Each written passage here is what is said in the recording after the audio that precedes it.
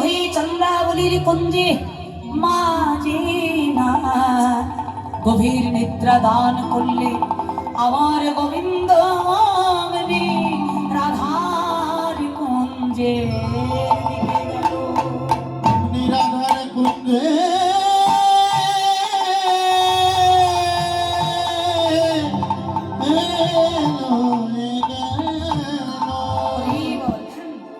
ততক্ষণে প্রভাত। জানো মা, এই নৈমিত্তিক লীলার দণ্ড সময়কাল নিত্য লীলার মতো হবে না, কারণ নিত্য লীলা শুধু সময় ধরে ধরে লীলা, আর এই নৈমিত্তিক লীলা এখন বাজে কটা, প্রায় 12টার কাছাকাছি, আধা ঘন্টা আছে। তাহলে দেখো মহাজন পদে লিখছেন, এবার যে পদগুলো এক এক করে গাওয়া হবে এগুলো সকাল বেলার পদ। এবার একটু লক্ষ্য করে শোনো, তাহলে বুঝতে পারবে। গোবিন্দ চন্দ্রাবলীর কুঞ্জে চন্দ্রাকে গভীর নিদ্রায় রেখে গোবিন্দ চললেন রাধার কুঞ্জে। এবার রাধারানী তো সারাটা রজনী গোবিন্দের জন্য অপেক্ষা করেছে। এবার অপেক্ষা করতে করতে ধৈর্যের বাঁধ যখন ভেঙে গেছে, রেগে কুঞ্জের এক কোণায় বসে আছে, দেখি গোবিন্দ কখন আসে। এত ছলনা করে বঞ্চনা করেছি আমাদের ওই বাদিনীর ঘর, গোবিন্দের সঙ্গে শেষ দেখা না করে ঘরে ফিরছি না, রেগে ক্রোধে পরিপূর্ণ হয়ে রাধারানী বসে আছে কৃষ্ণ বিরহ জ্বালা বুকে নিয়ে। এইবার গোবিন্দ আস্তে আস্তে এসে দাঁড়িয়েছেন। মহাজন ওখানেই পদ লিখছেন, আমার চন্দ্রাবলী শানে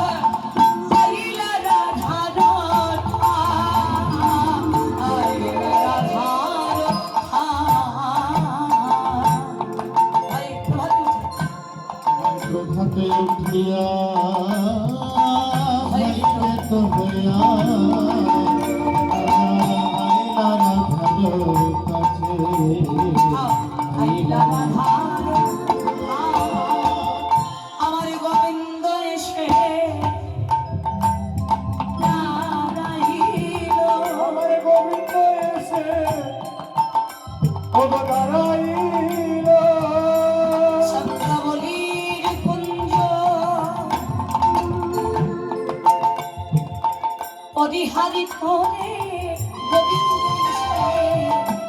দাঁড়াইল চন্দ্রাবলীর কুঞ্জ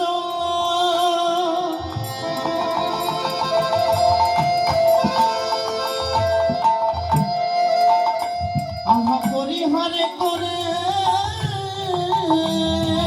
আমার শ্রী গোবিন্দ চন্দ্রাবলীর কুঞ্জ পরিহারে করে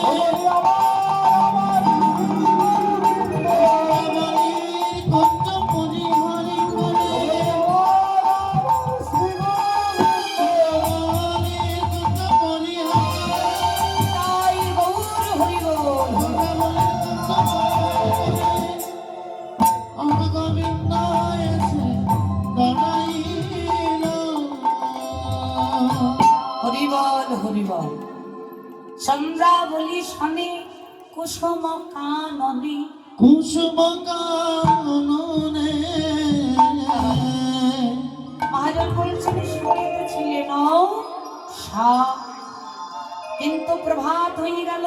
চন্দ্রাবলী যখন গভীর নিদ্রায় নিদ্রিত হলো, প্রভাতে উঠিয়া ভয়ে ভীত হইয়া আইলা রাধার ঠাঁ।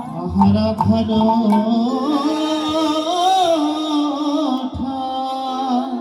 আচ্ছা মা, আজকে গোবিন্দের দশাটা কেমন হয়েছে বলো তো? আচ্ছা, কেউ যদি চুরি করে বা কোনো মিথ্যে কথা বলে ধরা পড়ে যায়, হ্যাঁ, মানে ধরা না পড়লেও ধরা পড়ার ভয় ভেতরে থাকে, তাহলে তার দশাটা কেমন হয়? হ্যাঁ, কিরকম জানো? এই যে আগেকার দিনে এই কথাগুলো শোনা যেত, এখন আর শোনা যায় না। এখন তো মোবাইল এসে, হ্যাঁ, মোবাইলের যুগ হয়ে গেছে। এখন শুধু ছেলেমেয়েরা কার্টুন দেখতে চায়, ঠাকুমাদের কাছে আর ওই শোল্লোক শুনতে চায় না। এখন শুধু কার্টুন না। আগেকার দিনে এই গল্পগুলো শুনেছি, ঠাকুর ঘরে কেড়ে,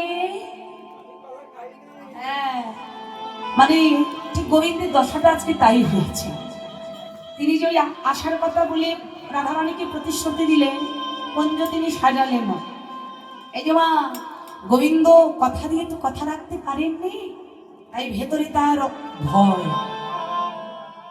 কথাটা কি বললেন?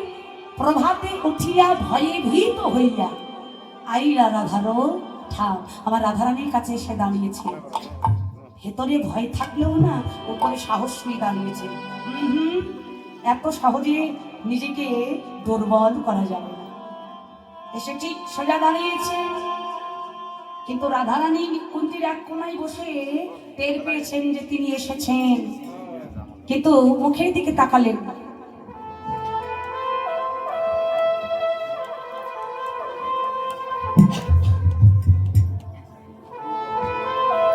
হরিবল, বাড়ি যাচ্ছ মা?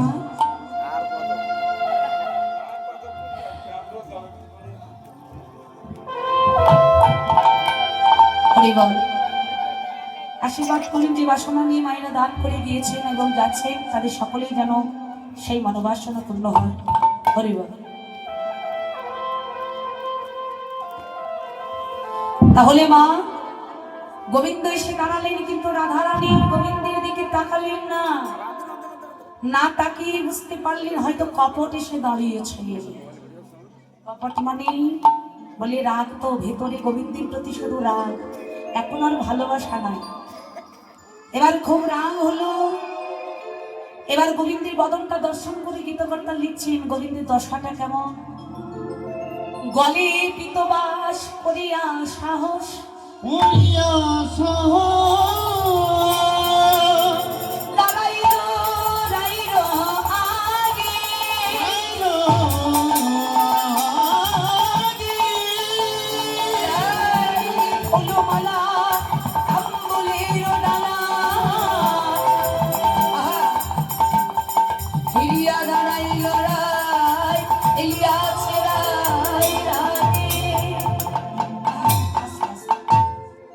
গলে পিতবাসটা দিয়ে গোবিন্দ চিন্তা করছেন, দুর্বল হওয়া যাবে না, আসতে দেরি হয়েছে। রাধারানীর কাছে যদি নিজের দুর্বলতা প্রকাশ করি, তাহলে উত্তম মাধ্যমটা যাবে না, ঠিকই খেতে হবে। হ্যাঁ, বুকে সাহস নিয়ে দাঁড়িয়েছে না। রাধে ও রাইধনী, দেখো আমি কে এসেছি। যেই না রাধারানীর দিকে দৃষ্টি দিয়ে রাধারানীর নাম ধরে ডাক দিয়েছেন মা, সঙ্গে সঙ্গে চোখের সামনে ছিল ফুলের ডালা। এই দেখুন, ফুলের ডালাতে করে রাধারানী ফুলের মালা গেঁথে রেখে দিয়েছিলেন। কেন? গোবিন্দ আসলে ভালোবেসে প্রাণবল্লভের গলায় এই ফুলের মালা পরাবো। কিন্তু সেটা তো হলো না। যেই গোবিন্দ এসে ডাক দিয়েছেন, ওই দেখে ফুলমালা, ফুলের মালাটা নিয়ে ছুঁড়ে ফেলে দিয়েছে। রাগ, আম্বরের ডালা ছিল, সেটাও ধরে আছাড় দিয়ে গোবিন্দের চরণে ফেলে দিয়েছে। কিন্তু মা, রাগ করেই দেখ ভক্ত আর ভালোবেসেই দেখ। গোবিন্দের যেই ওই ফুলের মালাটা চরণে এসে পড়েছে না, গোবিন্দ মনে মনে ওটাই গ্রহণ করেছে। রাধে, আমি জানি তুমি আমার উপরে ক্রোধ রেগে আছো, কিন্তু তুমি আমায় ভালোবেসেই হোক আর রেগেই হোক, তুমি আমার জন্য এগুলো সাজিয়েছিলে, আমি নিঃসংশয়ে নিরঅভিমানে আমি গ্রহণ করে নিলাম। রাধে, দেখো মা, রাধারানী রাগ করলেন গোবিন্দের উপর, ভালো করে জেনে রাখবে জগতে যাকে হৃদয় থেকে যাকে বেশি ভালোবাসা যায়, তাকে শাসনও করা যায়, তার উপরে অভিমানও করা যায়, তাকে ভালোবেসে সব কিছু করা যায়। আর ভালোবাসায় অভিমান না থাকলে সেই প্রেম, সেই ভালোবাসা কোনোদিন গাঢ় হয় না। কিন্তু রাধারানী কি করছেন, ওই নাগর মানে শ্যামনাগর তো বারবার রাধারানী বলে ডাকছেন, কিন্তু এবার রাধারানীর মনের ভেতরে আগুনটা দাউ দাউ করে জ্বলে গেছে। মনে মনে বলছি, গোবিন্দ তুমি আমায় প্রতিশ্রুতি দিন, এই ঘর ছেড়ে বনে এনেছ,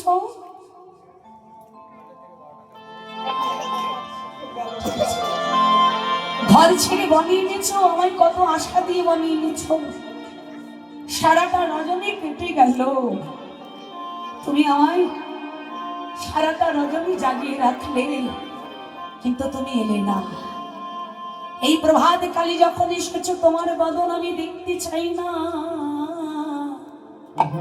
ক্রোধ,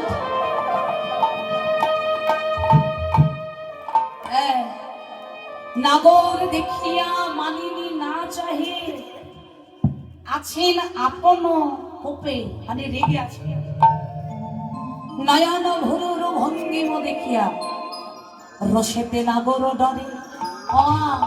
রাধারানী চোখগুলো বড় বড় করে ক্রোধের দৃষ্টিতে আর ওই ভুরুগুলো নাচাচ্ছেন, কেমন করে রেগে তাকাচ্ছেন না, কিন্তু ললিতার দিকে তাকিয়ে বলছে, এই ললিতা, ওই কপটকে চলে যেতে বল, যিনি এসেছেন এই প্রভাত কালে আমি তার বদন দেখতে চাই না, চলে যেতে বল।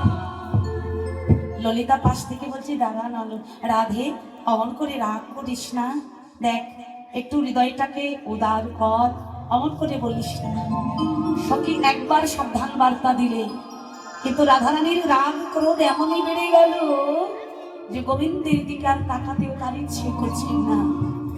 কিন্তু আকল প্রাণে বারবার গোবিন্দ বলছি, রাধে ও প্রেমময়ী, একবার তো আমার দিকে তাকাও, একবার তো বদনটা তুলে আমার দিকে চাও রাধে। গোবিন্দ বারবার অনুনয় বিনয় করছেন, চাহ মুখ তুলি রায়, চাহ মুখ তুলি, চাহ মুখ তুলি রায়, চাহ মুখ তুলি, চাহ মুখ তুলি রায়, চাহ মুখ তুলি রায়, চাহ মুখ তুলি, নয়ন নাচনি নাচে পরাণ তুলি রাধে বিনোদী। চাহ মুখ তুলি রায়, চাহ মুখ তুলি, নয়ন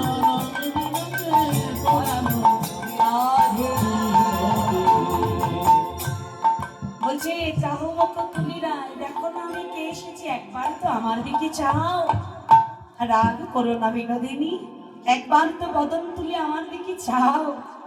কিন্তু রাধারানী এদিক দেখে ওদিক দেখে সখীদের দিকে চেয়ে গোবিন্দকে ক্রোধের ভাষায় গালি দিচ্ছেন ঠিকই, কিন্তু গোবিন্দের দিকে চাইছেন না কোনোভাবে। রাধারানীর বদন দেখে গোবিন্দ আমারও বিনয় করে বলছে, রাধে দেখো, তুমি যদি বদন ফিরিয়ে নাও, তবে আমি জগতে কার কাছে যাব বলো? কে আমার হৃদয়ের দুঃখ বুঝবে, আমি কার কাছে যাব? তুমি ছাড়া আমার দুঃখ আর কে বুঝবে? একবার বদন তুলে চাও, দেখো তোমার ক্রোধ হয়েছে তো, তোমার যদি ক্রোধ না যায়, ক্রোধ যদি তুমি না সংযম করতে পারো, তাহলে আর আমি কি করব বলো? শুধু তোমার কাছে একটাই অনুনয়, আমার একটাই প্রার্থনা, একটাই মিনতি, তুমি আমার অপরাধ ক্ষমা করে দাও। আমি জানি আমি অপরাধ করেছি, কিন্তু রাধে গো, এই জগৎ সৃষ্টিকে রক্ষা করতে গিয়ে আমার যে কত ভক্তের মান রাখতে হয়, কত ভক্তের কথা রক্ষা করতে হয়, সেটা মনে মনে বলছে। কিন্তু রাধারানীর ক্রোধ কিছুতেই নিমছে না, কমছে না। রাধারানী এত কথার পরে উত্তর দিলে, এলে যখন বধূ, তাহলে প্রভাত কালে কেন এলে? তবে ভালোই করেছ, প্রভাতে করিল বাড়ি,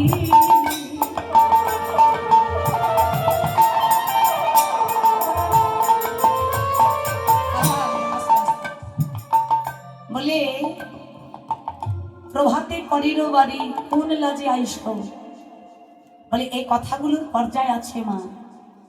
চন্দ্রাবলীর সঙ্গে এখানে একটু একটু মানে ক্ষমা সুন্দর দৃষ্টিতে দেখবেন। বলে এখানে নয়, তার আগে আরেকটা পদ আছে।